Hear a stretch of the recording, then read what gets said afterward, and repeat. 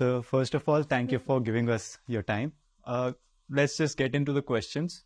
So the first question is the 26/11 Mumbai attacks happened just 2 years after the train bombing. And there were intelligence inputs that something like this might happen. But for some reasons, the police were given the responsibility to, they were given posts, but then they were also pulled back. There are reports that fishermen and other shopkeepers also alerted officials around that something suspicious is going on, but no real action was taken during that time. Do you think this was a failure on the police's side? Actually, you're right that since 2006 there were reports that there is some activity that's going to happen through seaborne terrorists. And I think later there was also a TV broadcast by some channel in June 2006 or July 2006 saying that there are reports of the Pakistanis planning an attack like this.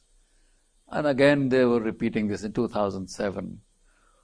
But I think what happens with these reports is that you get these reports, everybody begins by going on alert, and then they find nothing is happening. So the police apparently feel that, look, we're just tying up our men, let's pull them back.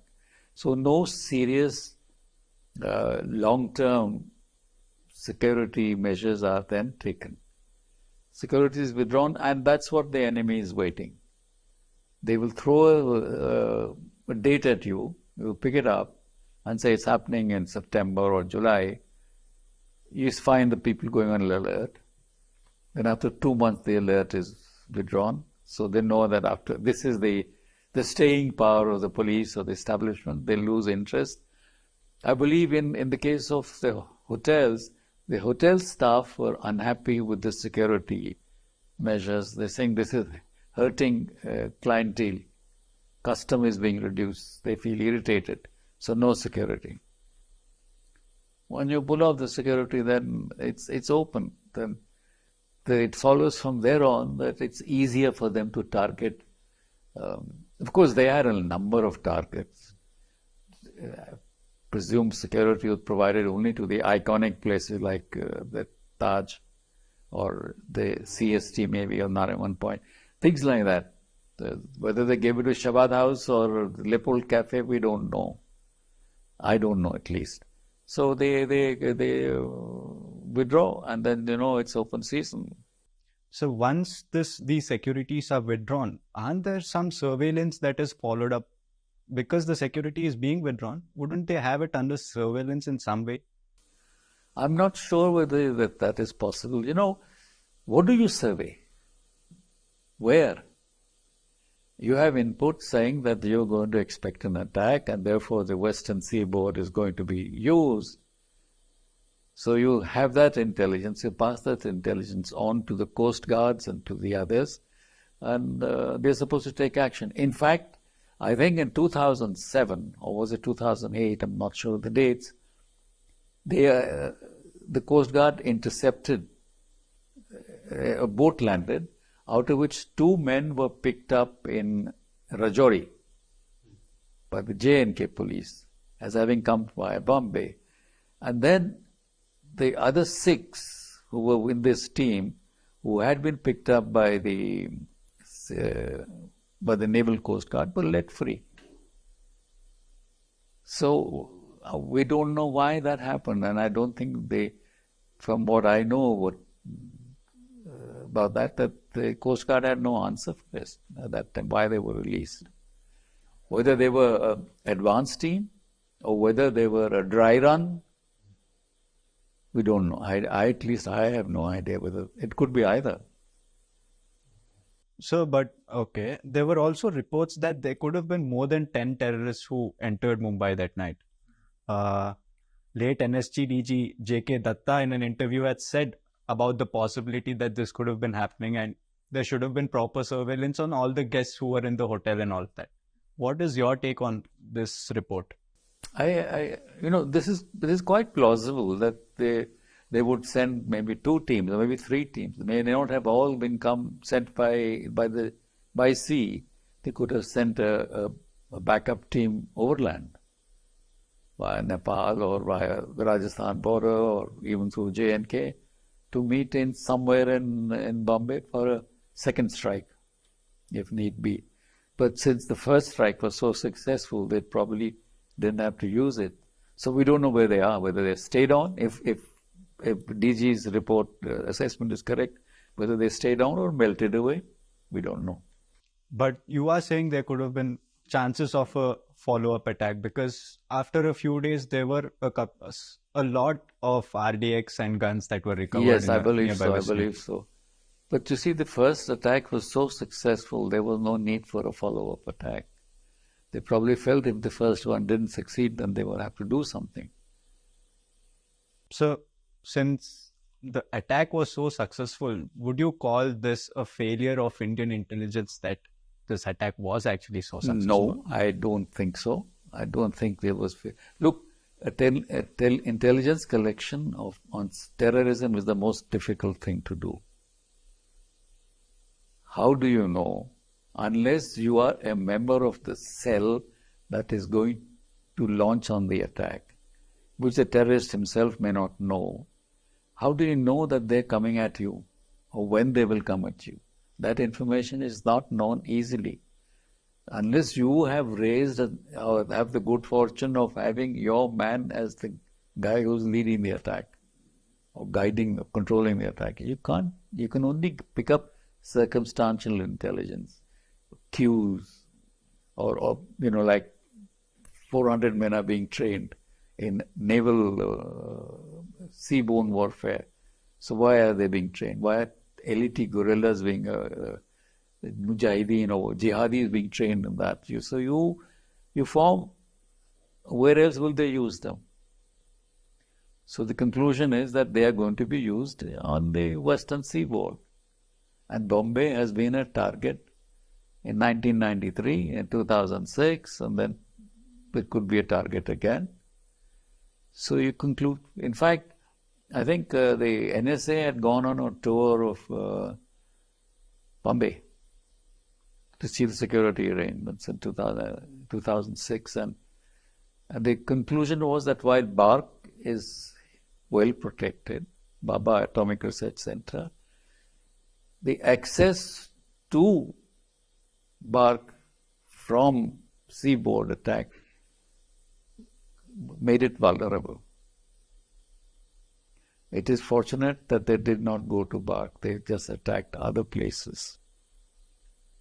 So, or maybe they were told that would be too high an escalation would invite a return war, so they probably didn't do it. But that was the level of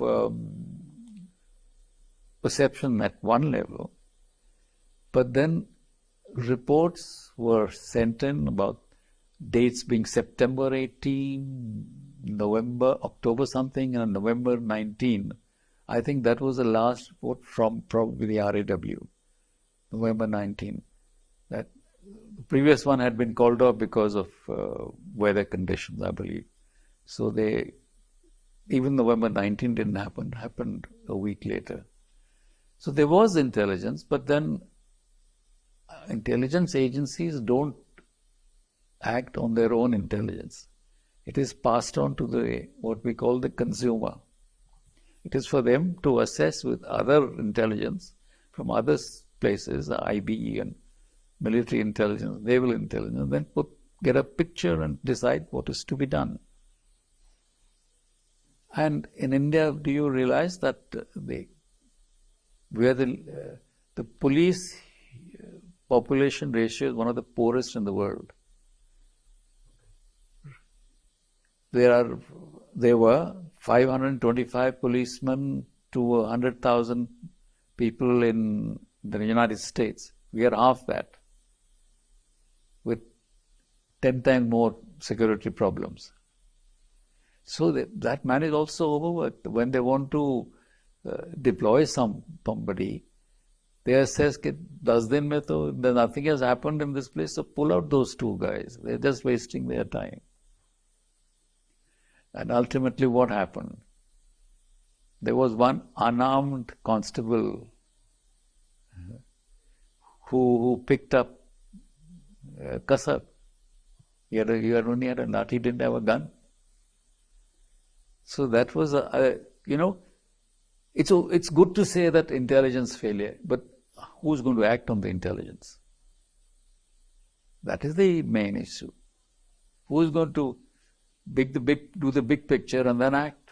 So would you say that is your reason whenever you... Sorry, yeah. I call it systemic failure. The whole system had collapsed that day. Those of us who saw it, I saw it live, the whole thing. It was terrible. It was frightening. Everybody had a statement to make. Every establishment, Coast Guards, Naval, Army, Air, giving a quote to the press. The crowds were milling around. There was no crowd control. And the media had a field day. And what did they do? To get your sensationalism, overdone sensationalism through, you were telling the enemy what's going on. The commandos have landed, etc., etc. So they knew, they were telling, don't go to that room, go to that room. So was that also a systemic issue? Because at that point there was no media protocol to follow. Media were doing what they do in every other situation if that comes forward. After that, has there been any development where protocols have been passed? I believe so. I don't work in this establishment anymore, but I believe that we've learned our lessons there. That you give a time gap to these kinds of things. Reportage is important. People must know, but when an live action is on, for heaven's sake, keep quiet. Because you're telling the enemy everything. Okay, now the 10 commandos are moving eastwards and 20 are moving westwards or whatever, and then they know where to hit. Coming back to the previous question, so you mentioned that this was a systemic failure. What would your comments be for every time you look at this, the term comes up that this was an intelligence failure on India's side. This was an intelligence failure on India's side. So what would your response be to that? Shall I read out what I wrote? Sure, sir.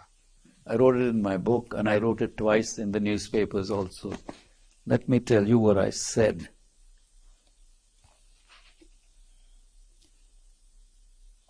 When a perceived failure happens, the best course of action and possibly the hardest decision is to admit it. Introspect for the future, learn the lessons and apply correctives. Unfortunately, these are the most difficult steps. An intelligence agency will not easily admit to failure. Sometimes rightly so. The accusations will fly, and sometimes unjustifiably. The politician is usually interested only in the impact on his fortunes. The bureaucrat will prevaricate, and soon it will be business as usual. So this has been our cycle. Perhaps we've broken through this now. Perhaps we are more alert. I think we are, because one of the things we are doing is to have a counteraction. We did nothing after November 26, 2008. We just kept quiet. But now we've done it. So I've mentioned here that we had reported, that the government had reported that there were September 18, 24, 19. These are the dates information was given about their movements. Now, if you're not going to take action on these movements, and then you're not going to do anything, then it's not intelligence failure. And no intelligence will come to you complete everything. There will be 10 men, they'll be wearing these clothes, they will be, they'll have rucksacks on their back. We don't know. We don't know how many coming. But location of the boat was given at a particular time, and then they dumped that boat, got into a dinghy and came.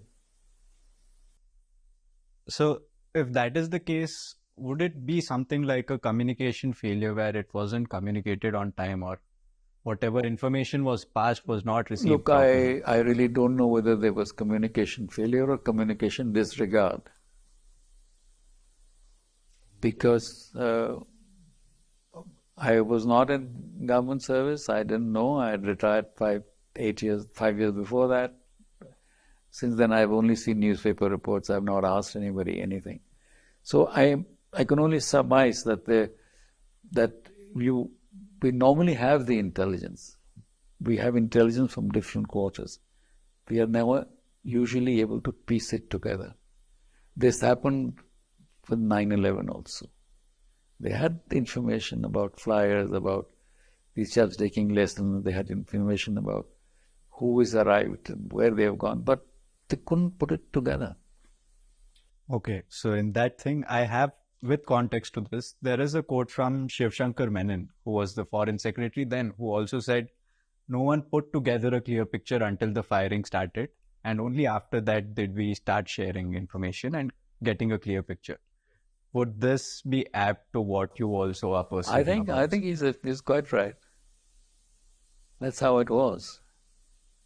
But again, as you've mentioned in your book, in retrospect, how you perceive it, how you take it, and what you built from there is what you've spoken about. So after Ajmal was captured, Kasab was captured, how did that whole segment go about? Was there when the intelligence teams actually, booted up and kicked into action or something like that?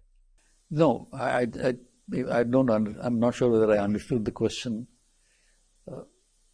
An action has occurred. The terrorist act has happened. You picked up one guy who was going to tell you everything, and he did tell you a lot of things. So now you're doing things post facto. You're now bolting doors after the birds have flown. You can only do correctives for the future. Learn your lessons and do correctives for the future. I mean, I believe the Maharashtra police were given boats, patrol boats, or the Coast Guard was given patrol boats, but they didn't have people to man them. So you can say they've been given 12 patrol boats, but nobody is there to use them.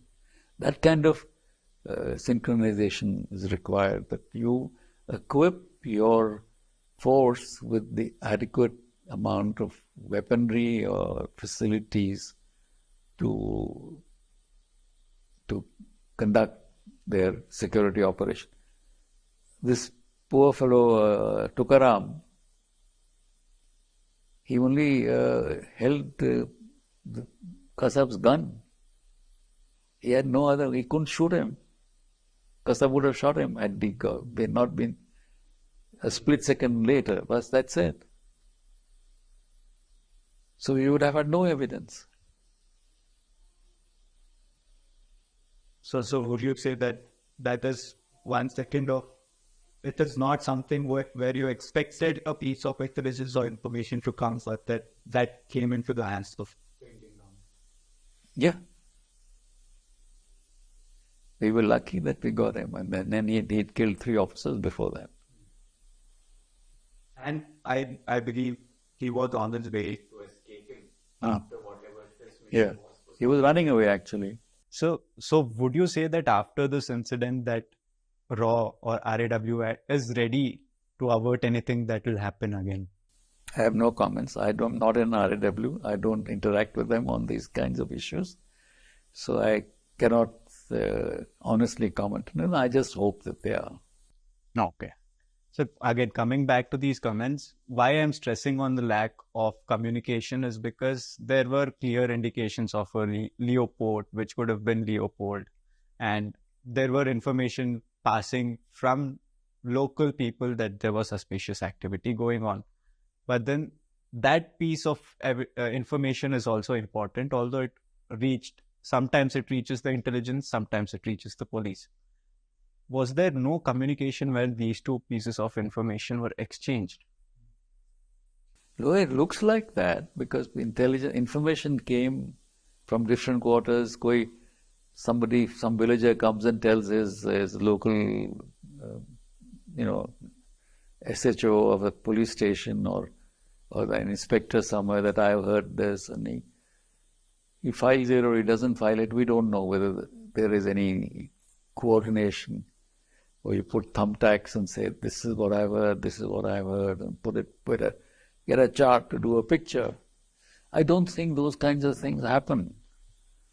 Maybe they do now, they might have learned the lesson. Look, we never learned the lesson from 1993 to 2006 to 2008 adequately, that this could happen again, this could happen in another city, and it could be worse. So, a state has to take immediate action and seem to be doing it.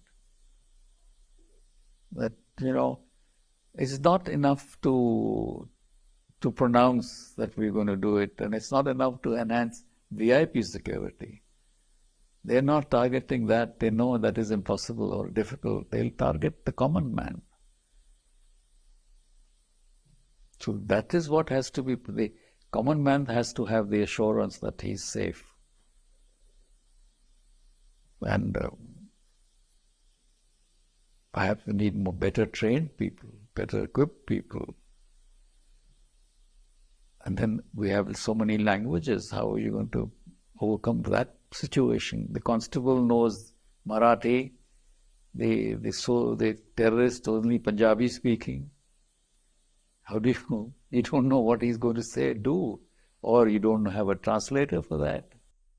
So would this language barrier be a hurdle in the chain of not command? In a hot war like this, they just keep firing and killing. They're not going to wait for their conversation. But I'm just giving an example. When you've got a man, you all speak one language, he speaks only Punjabi. What are you going to get out of him? Or he speaks Urdu. So you have to have that kind of arrangements also, the backup arrangements. So while that is in case, also there was a serious question on the coordination of all the agencies under the government, because as first of all, the police there took time to register this as a terrorist attack. They were still under this impression that it was an underworld. Yeah. And then after a couple of hours, this was announced and they requested NSGs. There were people from the Navy who had come, Navy commandos. Everybody had put in his commandos and everything. NSG came several hours late. Yeah. And RAW had to provide a flight to NSG because I guess there was no transport. That was the arrangement, but the commandos were coming from outside Gurgaon, 30 kilometers outside, and they were in a traffic jam. So, they should have been stationed at the airport. In fact, they should have been stationed at 4 or 5 different places. Given 2006, given 1993, there should have been a commando station at Mumbai, Calcutta, Chennai, at least 4 hubs or 5 hubs. So was there be a lack of coordination? Not lack of coordination so much as just lack of planning, maybe. Not taking it serious. Have you read the Pradhan Committee report? Pradhan and another officer, V. Balachandran, were commissioned by the Maharashtra government to do a report on what happened, what went wrong. It is a scathing indictment.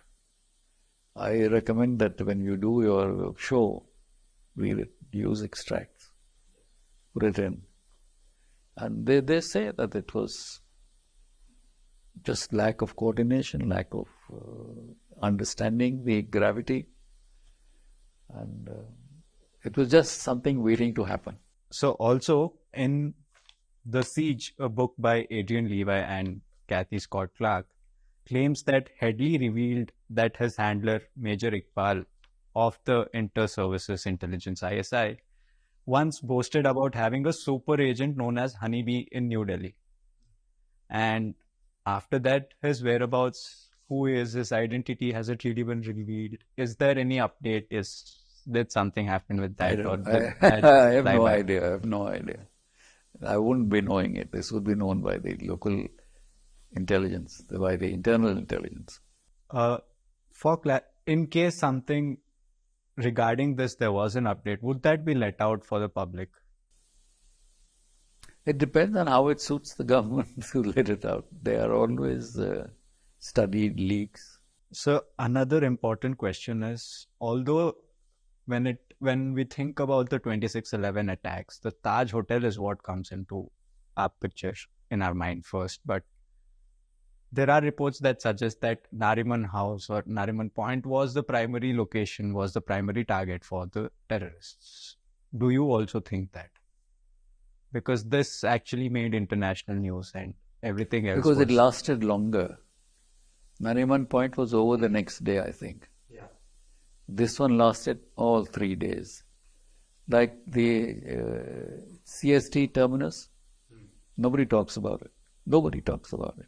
Because it was just a few hours, they killed a few people, and that was the end of the story. So this became iconic because it is Taj and because it carried on and on and on. And at one point they overpowered quickly. Jawad House and Leopold Cafe were also short incidents. But this one became the center point, became the news story of the whole episode. So, but was Nariman Point actually the primary target? I really don't know. I really never looked at it like that. I thought Taj would be the big one. Yeah, but because here it was a Jewish center, Nariman Point, Yeah. and Well, I don't know whether that would be this whole big. thing is I connected to don't. Lashkar-e-Toiba. I'm not sure whether they wanted to make it an issue with Israel and America to that extent that they would make this as the main target. They would stick to where rich Indians would live and a few foreigners, unfortunately, but they were targeting the rich Indian. One more thing to point out here is because there were no survivors during this particular attack. Every hostage was killed by the time the commandos got to the scene and retook the Nariman house. So, what do you think about that? Well, ideally, we could have captured one or two more, but then at that time you'd rather have them dead than be on the rampage or loose elsewhere. In the heat of the battle, it's very difficult to say. Understandable. So, anything else that you recollect from the 26/11 attack that you would like to address? No, not really. Just the chaos that was there outside Taj, and how frightening it was that there the commandos are landing and the opposition knows they have landed.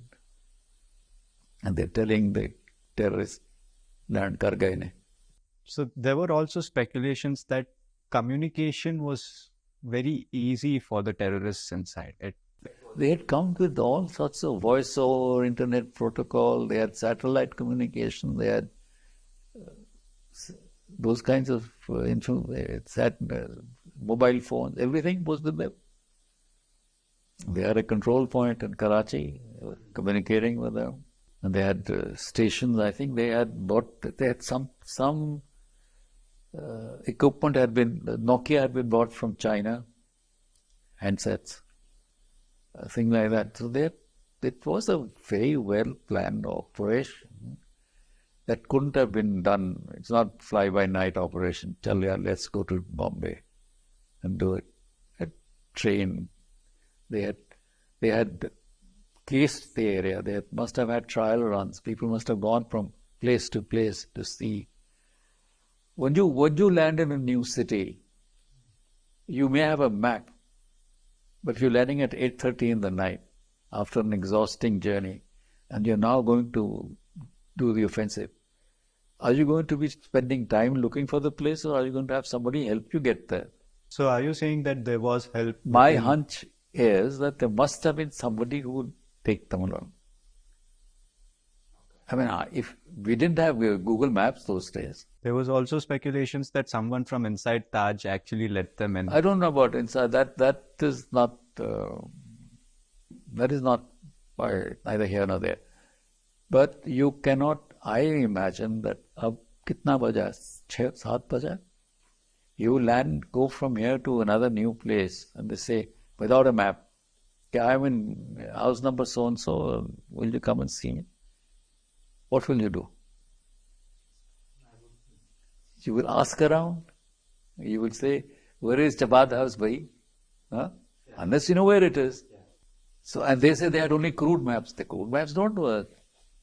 What works is exact location. Somebody is guiding you along. So what about David Headley, who had, there are instances, he had come on multiple trips to Mumbai. He had He visited all came these several places. times. Yeah. He came several times, and he was entertained and wined and dined and looked after very well.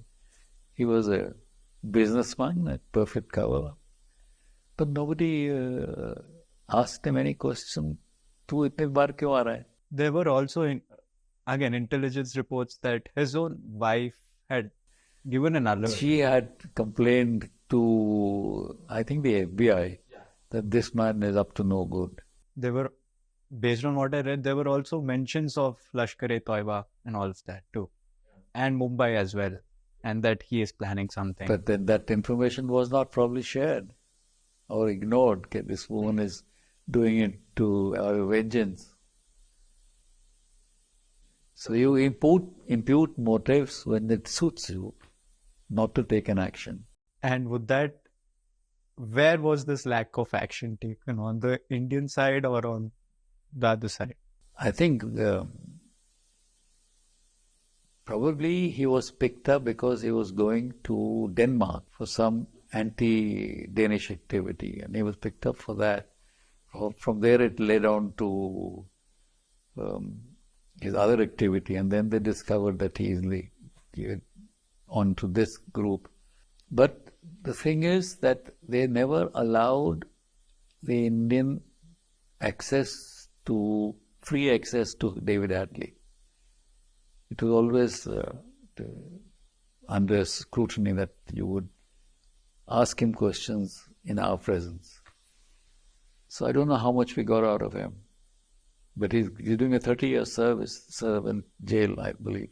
So again, for someone who has aided such terrorist activity, there's 30 years of jail. Is that an expectation of more intelligence in the future through him? No, I don't think so. They must have got what they wanted to get out of him. Now he probably served time and then get some years remission, maybe, for good behavior. So again, this might be the last question. The arrest of Abu Hamza in 2012, it provided a lot more clarity about the plot that was hatched. According to Abu Hamza, the attacks were previously scheduled in 2006 using Indian nationals, Indian youth for the job. However, there was AK-47 and RDX which was recovered from Aurangabad in 2006, thus leading to the dismantling of the original plot. Was it following this that the whole attempt to come back to India in 2007-8 in September, that also got cancelled, and then it followed up in November? Say that again. Say that again. After the failure of all these attempts, you mentioned about the failures before. Was this one of them where in 2006 they tried? I don't know whether they tried, but there were reports that they were going to come. So whether they aborted or whether they didn't come or whether that was only a flyer sent out, I'm not sure. So now it's only a question of history. कितना दफा try किया नहीं किया. They aborted attempts, not for any other reason except bad weather, maybe. हो सकता, that's possible. Yes, that is also one time where bad weather stopped them from entering. I believe they were postponed by I think the last one was postponed by a week because of bad weather. I don't know, one of them. There were 3 dates we had, 24th September, one date in October, one date in November. One of them. I think I read that the September one was cancelled because they actually couldn't get off the rough waters, and they also lost all their equipment in the process. Yeah, now I recall, yeah, it was that. But even this information was also gathered by the intelligence, but then wasn't any action or of being more careful taken up. Don't ask me what action was taken, I don't know. I know as much as you know. I can't surmise. What can I tell you? I'm not working with the intelligence.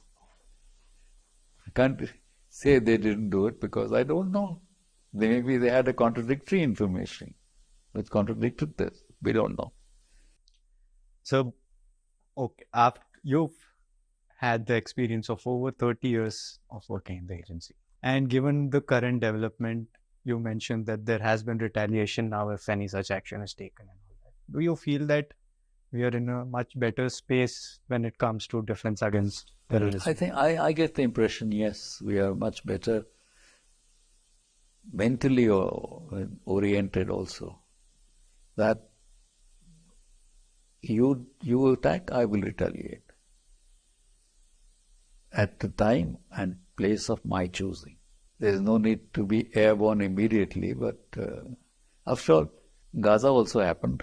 Was it intelligence failure? I'm not too sure yet. So speaking about everything that's happening in the world now, the Gaza-Israel war, and there's a couple of other tensions that is riling up too. Us as Indians, are we in a secure position, or is there something to be worried about? Dealing with the kind of enemy we have, you cannot say it's over. Peace is not going to be possible. I don't think so. You have to learn to manage the situation. Will there be any situation that we are supposed to manage? Ask the guys who are serving these days. Sure. What is their assessment? As an outsider, I can say yes. There are 2 or 3 situations where a country like Pakistan can react. Either they are down in the dumps and they want to look for some diversion, or they're so well entrenched and so sure of themselves that they can do whatever they like and Indians won't react. That situation. That is not happening now.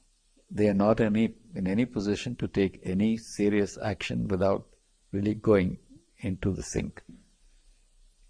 So they might just want to do a diversionary attack, but I doubt if they will. Now they know that the Indians will react. The message has gone home. But then it just takes a few miscalculations for an attack to go through, as the IRA told Maggie Thatcher once, when they planted a bomb in a bathroom in Bristol when she'd gone for a Tory conference. And the bomb blew and she wasn't there. So they sent her a message. We have to be lucky only once. You have to be lucky all the time. So that's how we are. All the intelligence. You can have the best intelligence. You can have everything covered. But you still need some luck to get the guy. Yes, sir. It's not all luck, but you have to have the paraphernalia to get him. Thank you so much. I just loved this session. It was so insightful. And when it comes to something about the nation, to hear all these things, it actually makes you feel a little more passionate towards the country. So thank you so much for giving us your time. I've enjoyed myself talking to you. Thank you.